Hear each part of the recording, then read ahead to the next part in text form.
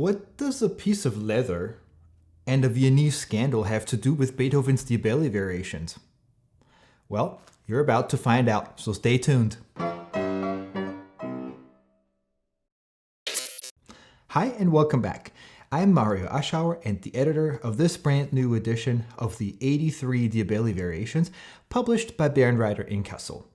If you're wondering why 83, then you should definitely check out the first video in the series, which takes you into the world of Anton Diabelli, his waltz, and the story behind the collection entitled Vaterländischer Künstlerverein, Fatherlandish Union of Artists.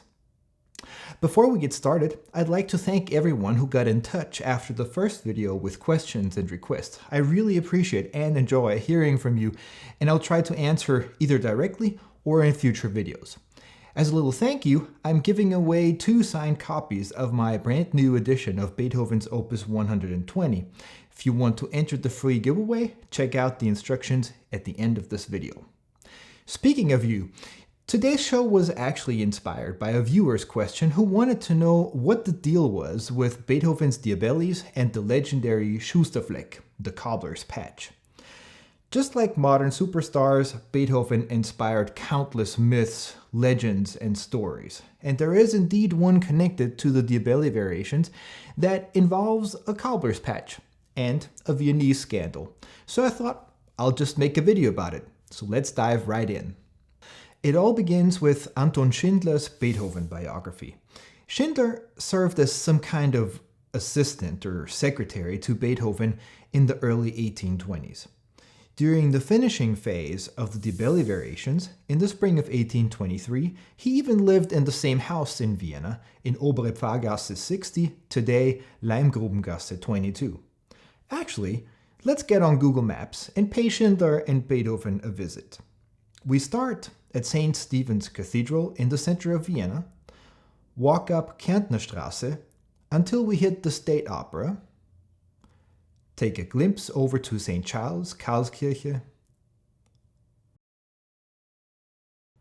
then keep slightly right onto Naschmarkt, and from there a narrow street leads up to the house Leimgrubengasse 22. Here we are. This is where Beethoven lived as he finished the Diabelli variations. In the 20th century, Schindler was proved guilty of document forgery connected with Beethoven's biography, but nonetheless, his book is still considered an important eyewitness account. In the first 2 editions, published in 1840 and 1845, Schindler doesn't even mention the Fatherlandish Union project that Beethoven had opted out of. Instead, Schindler writes that in the beginning, Beethoven had only agreed on composing 6 or 7 variations with Diabelli, who offered him 80 ducats as a fee. Ultimately, though, he composed 33 variations, and Schindler makes it sound like Beethoven played a trick on Diabelli, who now had to publish much more than originally agreed on. That's a bit strange, though, since Diabelli still only paid the original 80 ducats, while Beethoven delivered 5 times the product. It's only in the 3rd, completely revised edition of Schindler's biography, published in 1860, that he brings up the Fatherlandish Union for the first time and claims that the reason Beethoven didn't contribute was because the project brought back very bad memories of a scandal in 1808. That year, a number of noblewomen in Vienna's elite circles had the idea to set the poem In questa tomba oscura by Italian poet Giuseppe Carpani, which they were really into at the time, to music. Here's the translation of those tragic verses. In this dark tomb let me rest. When I was alive, ingrate, you should have thought of me. Let at least my naked shadows now find peace. And do not bathe my ashes in the futile venom of your tears. In addition to fellow amateurs, the the ladies also invited some of the most popular composers of Vienna. And indeed, a number of very renowned names were inspired by the drama of the poem, including court Kapellmeister Antonio Salieri and Beethoven. His setting is, in fact, one of his most recorded songs today. Eventually, the ladies had the collection printed, and it turned out really nice.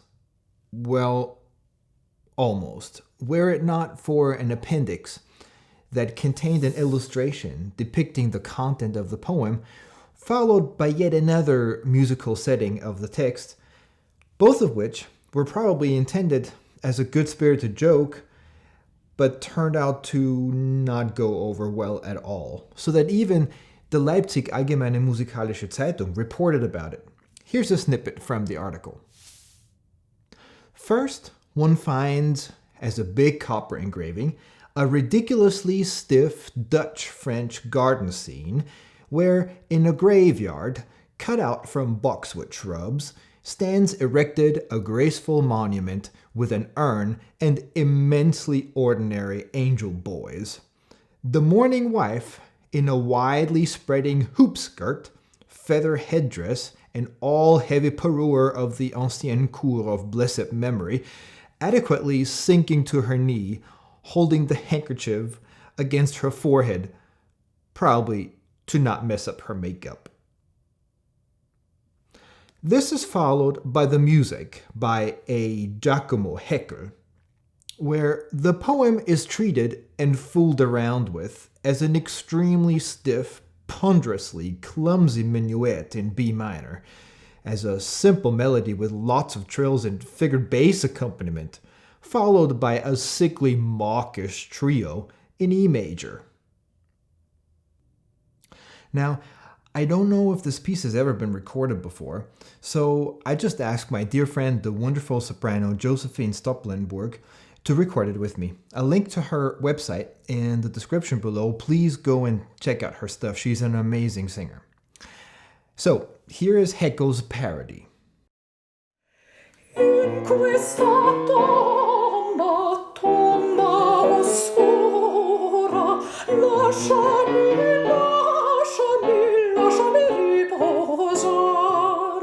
In questa tomba, tomba oscura, lasciami riposar.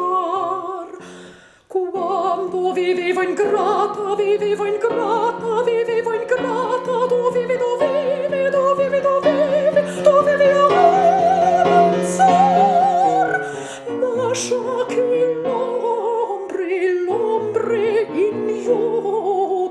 l'ombre ignode, corazza e pace almen, corazza e pace almen, corazza e pace almen. Quando vivevo ingrata, vivevo ingrata, vivevo ingrata, tu vivi a me pensar. Lascia che l'ombre ignode, corazza e pace almen, corazza e pace almen, corazza e pace almen. In una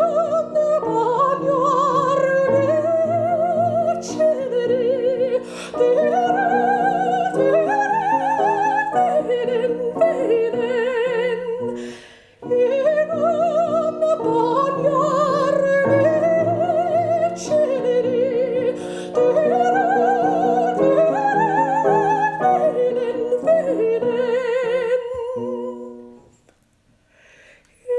questa tomba, tomba oscura, lasciami riposar. Quando vivevo ingrata, vivevo ingrata, vivevo ingrata, tu vivi a me pensar. Lascia che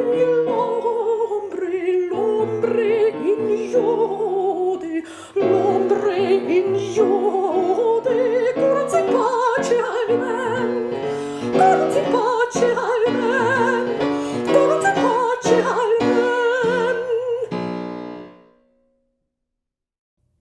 Now, you will probably say, this is not so bad. First of all, remember though that this is not 1708, it's 1808. All that silly text repetition with words that don't really belong together, it just really goes against the meaning of the poem. Well, obviously it's a spoof. But Beethoven did not think that was funny. In fact, he was livid. He thought the illustration was egregiously tasteless, and he felt deeply insulted and mocked by the persiflage. So, it may very well be that Beethoven really wanted to avoid similar embarrassment when Diabelli asked him about the variation. On the other hand, he did submit 2 waltzes and an écossaise to collaborative collections in 1824 and 1825 to support the Viennese actor Karl Friedrich Müller. Here they are. First, the Musikalisches Angebinde zum neuen Jahr, a musical New Year's gift, from 1824, and then Seid uns zum zweiten Mal willkommen, Be Welcome Us for the second time, a quote from Mozart's Magic Flute, published in 1825. But perhaps in these cases, Beethoven was convinced by the charity aspect of the project and let himself talked into a participation in the project. In the 3rd edition of his biography, Schindler adds yet another detail. Not only did Beethoven fear embarrassment, but he thought such embarrassment was even more likely because of the particular nature of the theme, which he didn't like, not least because of, and here it is, the Schusterfleck. When you Google image search the term Schusterfleck, these are the results you get. As you can see, Diabelli's Waltz is the first hit in the list. Indeed, the cobbler's patch is almost always brought up in the context of Beethoven's Opus 120. And this mainly thanks to Schindler, who was the first to report the story in this particular way. Now, there are 2 documents that connect Beethoven to the term. The earliest occurrence happens in the conversation books. During the early 1820s, when Beethoven composed the variations, he had basically lost all of his hearing. To facilitate communication with the world around him, he used little booklets of cheap paper on which his visitors wrote what they wanted to say. He typically responded orally. It is in these conversation books that we find the term Schusterfleck, cobbler's patch, for the first time. As you can see, it's not in Beethoven's hand though, but in Schindler's. The 2 are discussing possible dedicatees for the variations, a question that actually comes up a few times in the conversation books. And here is Schindler joking about the exact wording of the dedication, suggesting to write Variation with 2 cobbler's patches, dédié à Madame Ries. There is also a document that shows Beethoven himself using the term in July 1825 when he wrote to Diabelli in response to his request for a new sonata for piano 4 hands. What do you want another sonata from me for? You have an entire army of composers that can do it much better than I. Just assign them 1 measure each. What a wonderful work is to be expected from that. Long live your Austrian Union. He's of course referring to the composers of the 50 variations here, who know to treat cobbler's patches so masterfully. Now, what does cobbler's patch mean anyway? It was probably music theorist Joseph Riepel, in his writings published between 1752 and 68, who propelled the term's importance in the 18th and 19th centuries. Literally translated, Schusterfleck refers to a patch of leather a cobbler would use to botch up a hole in a shoe. In music, it refers to a stepwise ascending sequence. Cobbler's patch, because it was deemed a trite technique to botch up a lack of creativity. In Diabelli's Waltz, this would be cobbler's patch 1.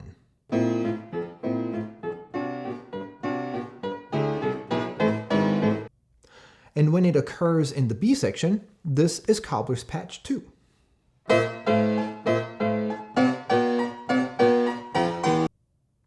So far, so good. But I think also here it's important to add some context.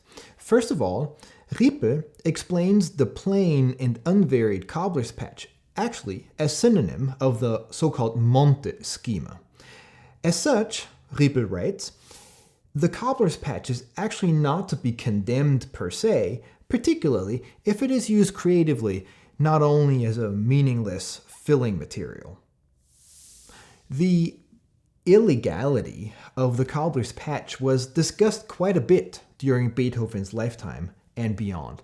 For example, on February the 28th, 1838, the Allgemeine Musikalische Zeitung published an article raising the question of what exactly actually constitutes a cobbler's patch. After all, such passages can be found in the greatest masterworks, particularly by Mozart.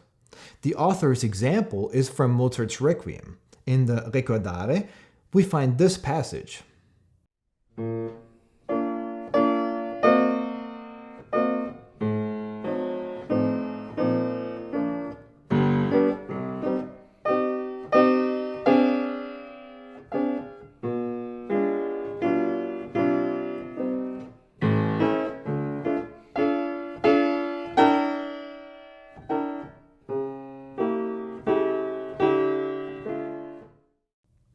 By definition, it's a cobbler's patch, just like this passage in the D minor piano concerto.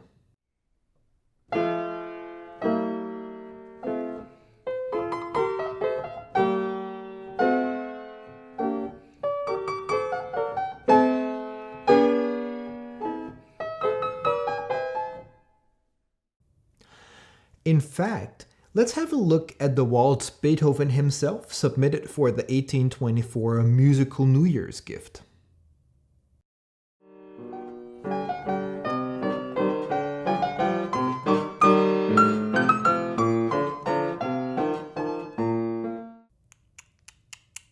Ludwig, Ludwig, Ludwig.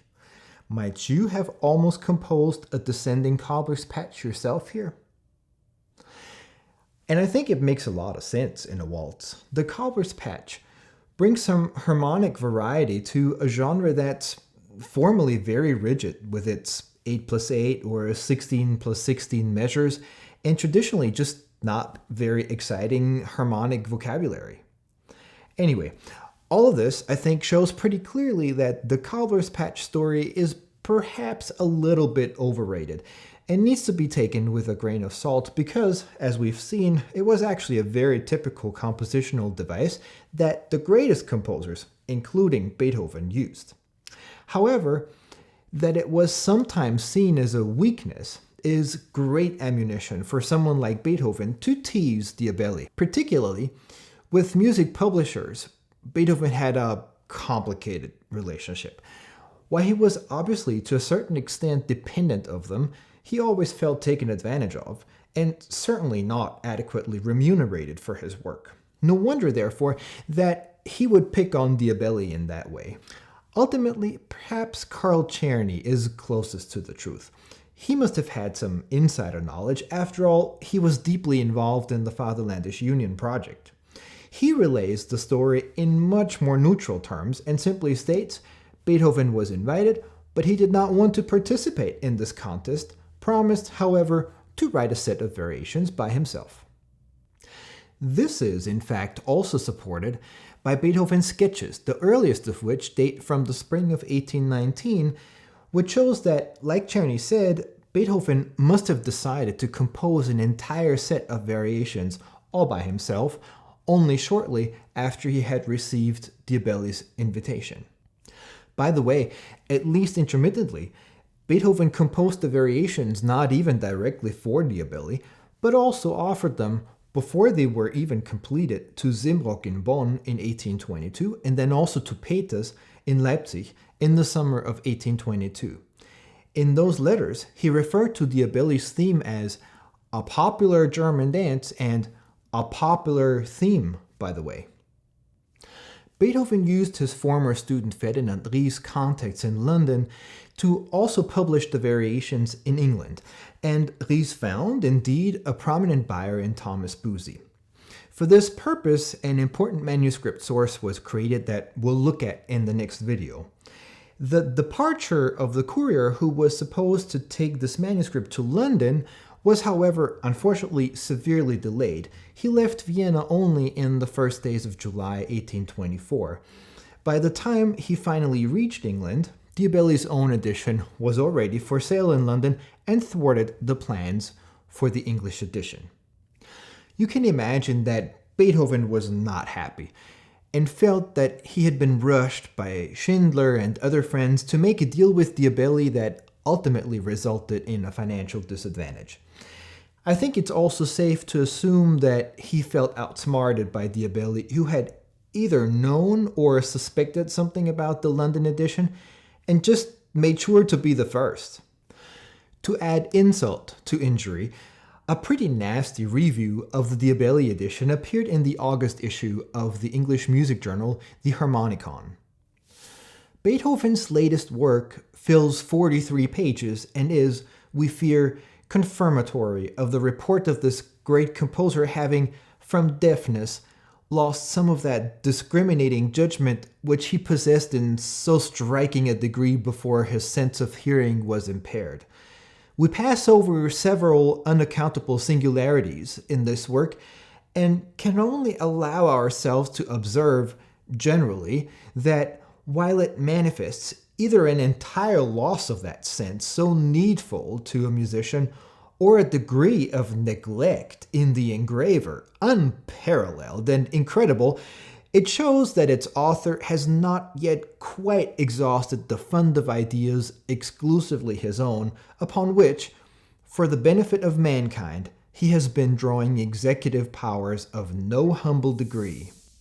And not only that, instead of an example from the variations, the editor of the journal decided to print Diabelli's theme, which he found very pleasing. No talk about cobbler's patch whatsoever. Ain't that ironic? But it gets even better.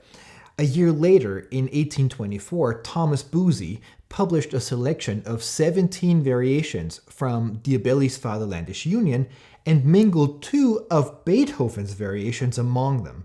They appear as number 3 and 17 sandwiched between the variations of Johann Gänsbacher, the 13-year-old Liszt, Czerny, Moscheles, Hummel, and others. Exactly what Beethoven had wanted to avoid all along. Want to know what that sounds like?